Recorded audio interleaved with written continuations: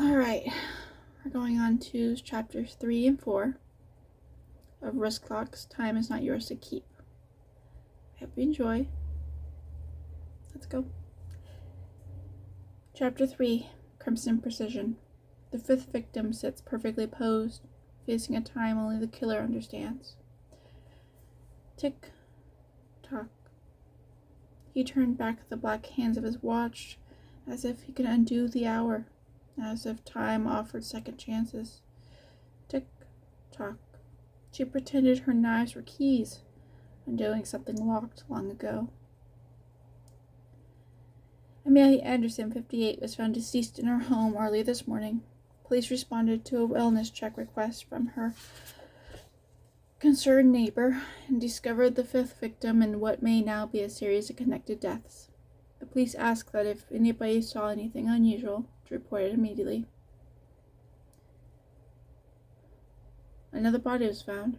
Amelia Anderson, 58, quiet one, discovered in her own living room, seated in a chair, moved deliberately to face a grandfather clock.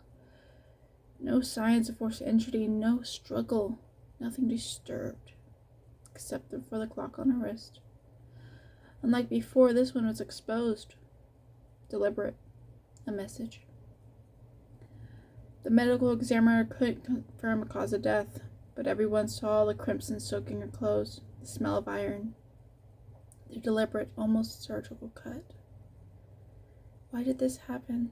Everything was red, no crimson, dripping, flowing, bright, then dark, crimson. He was being careful this time, alone.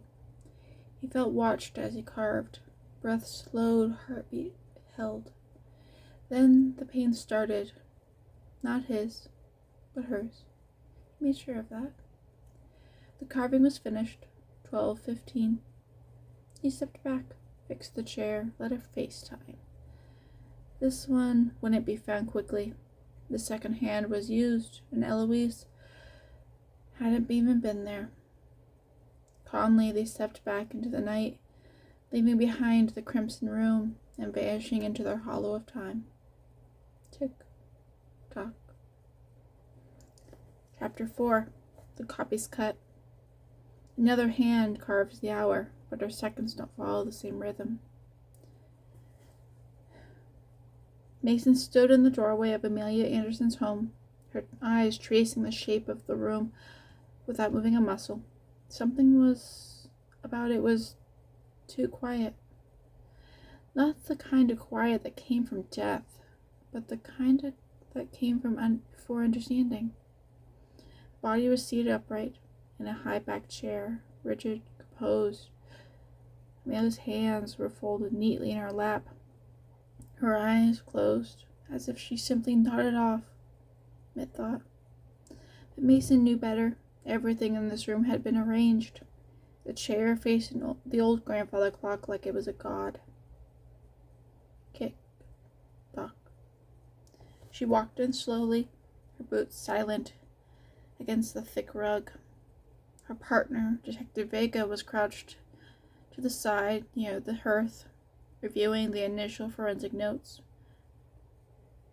No sign of forced entry, no bruising, no blood, carvings on the wrist. Right one this time. Reads 2:15, Vega murmured, without looking up. Mason stood beside the chair. The rug beneath the victim was indented, 2 shallow arches, where the chair legs had once been. Now moved. She glanced back toward the clock. Was it moved to face it? She asked.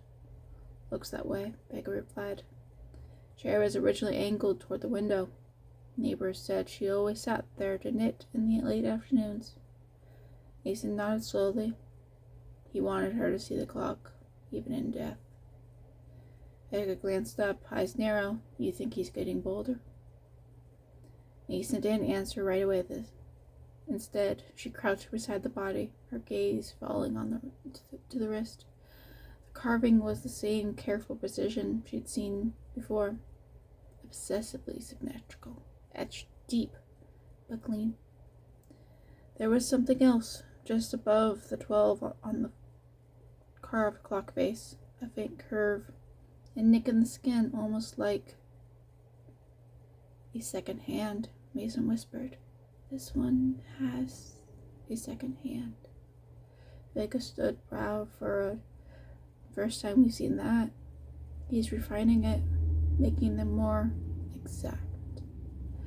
Mason stood and walked to the grandfather clock. It was still running.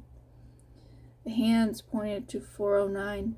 The carved time, 2:15, didn't match, just like the others.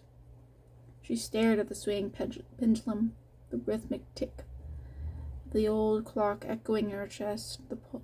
Her pulse matched it, unwillingly. He's not carving the time of death, she said aloud. He's carving moments. Moments, Vega asked, crossing his arms. Points in time, specific to each victim, personal. Mason turned toward the mantel, where a dozen porcelain figures sat, all lined up perfectly. She didn't know what she was looking for, but she felt it. A pattern, a trail. Then she saw it, a framed photo, tucked behind the others. Amelia, younger, maybe 30 years ago, standing beside a tall man in front of a clock shop, handwritten along the bottom, 2:15 p.m., our last goodbye. Mason's breath caught, her skin prickled. She turned back to Vega. We need to pull the personal histories, all of them. Times of trauma, last words, anniversaries. He's not just killing them, he's immortalizing something. Vega tilted his head, like a moment's frozen in time. Mason looked back at Amelia, sitting there so still, so curated. No, she said softly, like regrets.